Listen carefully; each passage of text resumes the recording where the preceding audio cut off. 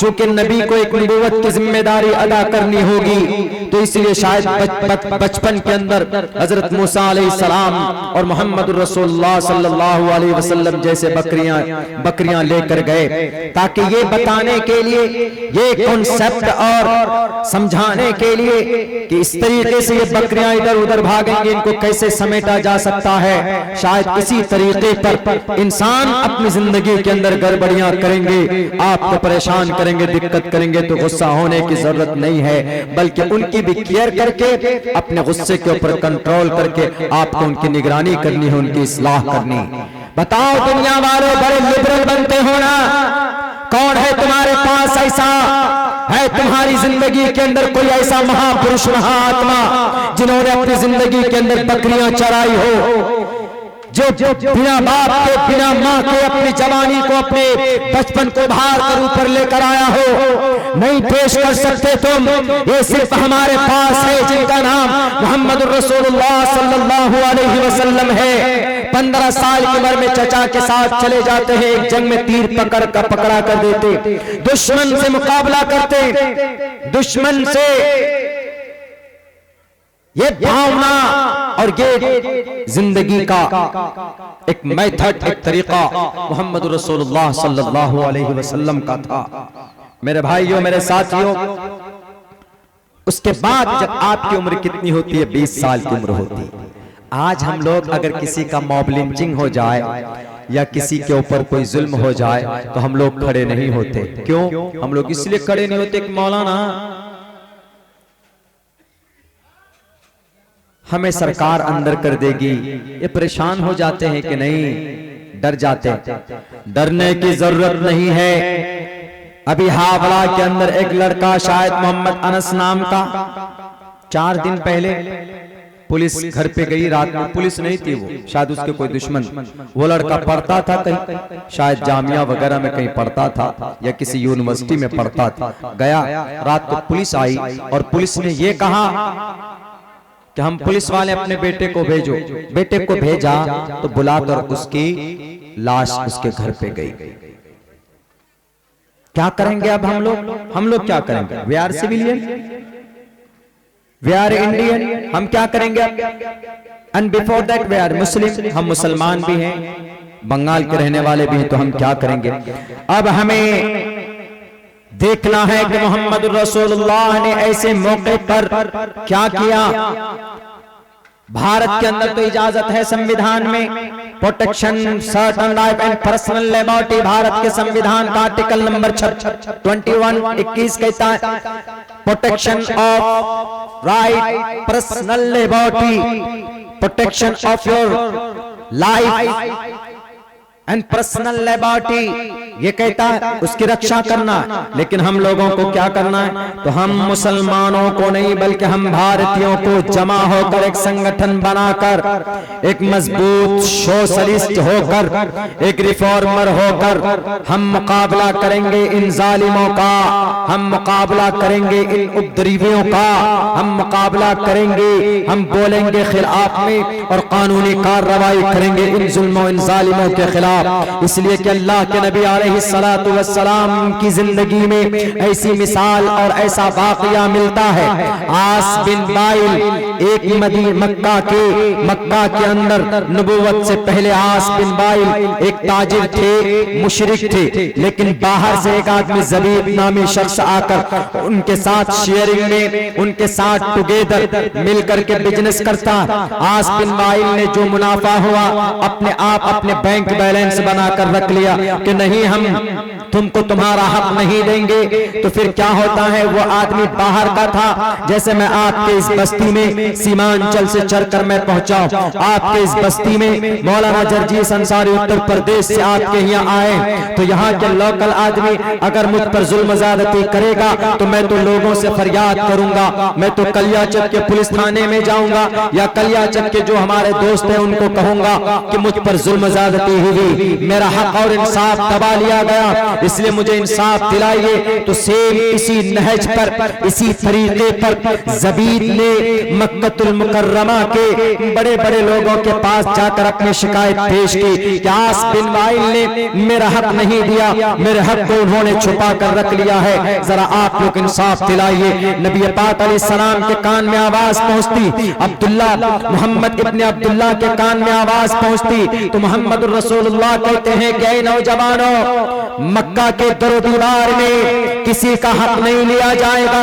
किसी के ऊपर जुल्म नहीं होगा, किसी के ऊपर कोई ज्यादती नहीं होगी। आओ मैदान में निकल कर सारे नौजवान निकल कर आए, पूरी एक टीम बनी, पूरी एक कमेटी बनाई गई है और उस टीम और उस कमेटी का नाम हिल्फुल फुजूल रखा जाता।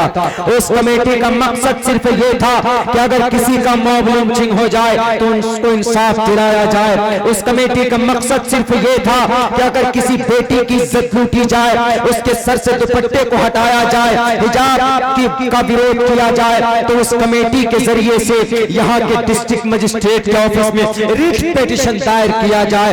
मैं आज के ताल्लुक से बात कर रहा हूँ, उस कमेटी का मकसद सिर्फ ये था कि we are but reformers, we are not but reformers. हम सोशलिस्ट हैं, हम दूसरों को मुनाफा पहुंचाएंगे, दूसरों को नुकसान कभी नहीं करेंगे। हिल्फुल फुजूल किस वक्त में 20 साल की उम्र थी मोहम्मद रसूलुल्लाह की। दुनिया वालों बताओ, मोहम्मद रसूलुल्लाह के अलावा तुम्हारे पास है कोई जो 20 साल की उम्र में कौम के लिए, 20 साल की उम्र में अपने समाज को इंसाफ दिलाने के लिए, 20 साल की उम्र में एक अजनबी इंसान के हक को दिलाने के लिए एक तंजीम बनाई हो? तुम्हारे पास है, मैं जानता हूं, लेकिन तुम नहीं जानते कि उन्होंने कोई महान काम किया था। जवानी के बाद 40-50 साल के बाद कोई अच्छा काम किया होगा, लेकिन बताओ 20 साल की उम्र में इंसान की जिंदगी लड़कपन की होती। हमारे यंग नौजवान, ये जितने भी यंगेस्ट हैं, 20 साल की उम्र में वो अपनी जिंदगी का एक टारगेट नहीं तय कर पाते। मोहम्मद रसूलुल्लाह ने 20 साल की उम्र में अपनी जवानी को समाज के इंसानों के लिए इंसाफ दिलाने के लिए हिल्फुल फुजूल एक तंजीम बनाई। तब जाकर कहा गया बिन वाइल, तुमने अगर ज़बीद का हक नहीं दिया तो मैं तुम्हें नहीं छोड़ूंगा। उस तंजीम ने कहा, उस जमात ने कहा हिल्फुल फुजूल। हिल्फ मीन्स एग्रीमेंट, कॉन्सेप्ट, संगठन, संस्था।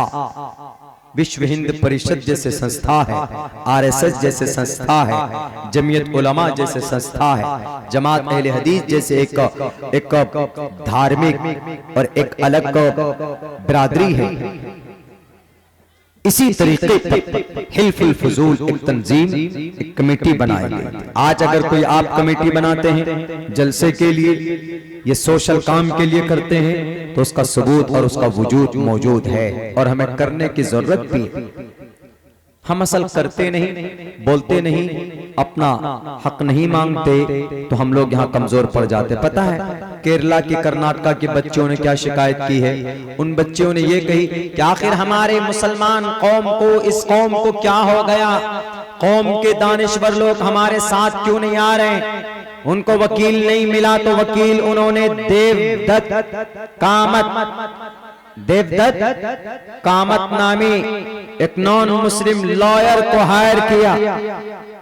बताइए, हमारे पास वकील भी नहीं है कि हिजाब के ऊपर केस लड़ा जाए। वो क्या समझेगा कि what is the status of hijab, what is the meaning of हिजाब?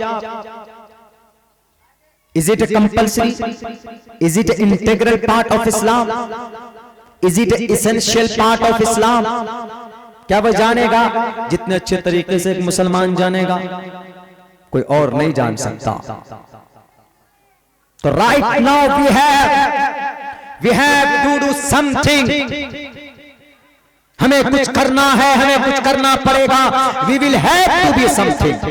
हमें कुछ करना पड़ेगा। करना क्या पड़ेगा? कि हमें मोहम्मद रसूलुल्लाह की जिंदगी देखना पड़ेगा। हिल्फुल फुजूल जैसी तंजीमें बनाओ समाज के इंसाफ के लिए, इस देश में इन डाकुओं के औकात बताने के लिए। एक तो सर पे बाल नहीं, ऊपर से दिमाग भी खाली। बेटियों के बचाव की बात करते हो, तुम्हारे सामने में बेटियां आग लगाकर जलकर मर जाती।